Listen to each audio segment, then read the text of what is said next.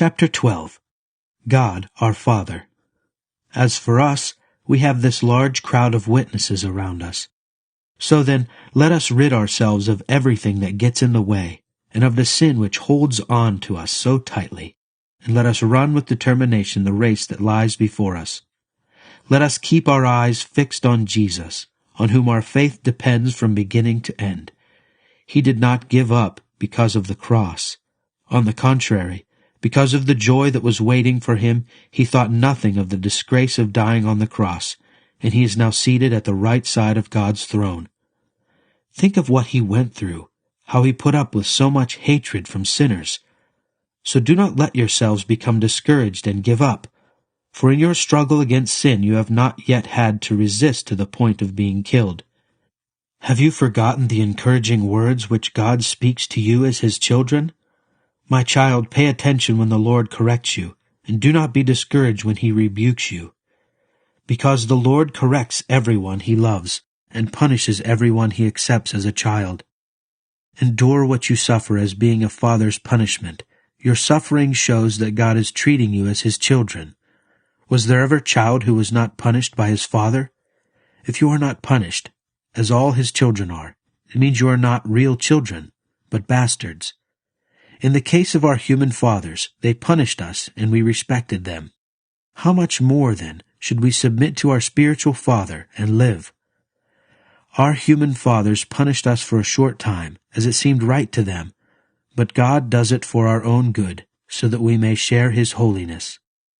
When we are punished, it seems to us at the time something to make us sad, not glad. Later, however, those who have been disciplined by such punishment reap the peaceful reward of a righteous life. Instructions and warnings. Lift up your tired hands, then, and strengthen your trembling knees.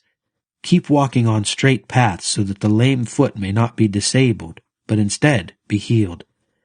Try to be at peace with everyone, and try to live a holy life, because no one will see the Lord without it. Guard against turning back from the grace of God. Let no one become like a bitter plant that grows up and causes many troubles with its poison.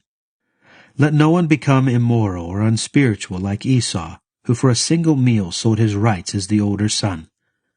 Afterward, he wanted to receive his father's blessing, but he was turned back because he could not find any way to change what he had done, even though in tears he looked for it. You have not come, as the people of Israel came, to what you can feel, to Mount Sinai with its blazing fire, the darkness and the gloom, the storm, the blast of a trumpet, and the sound of a voice.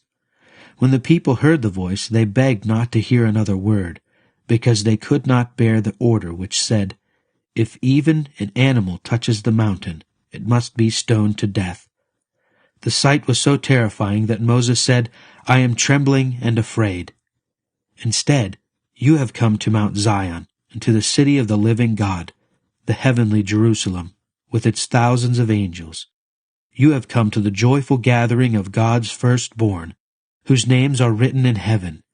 You have come to God, who is the judge of all people, and to the spirits of good people made perfect.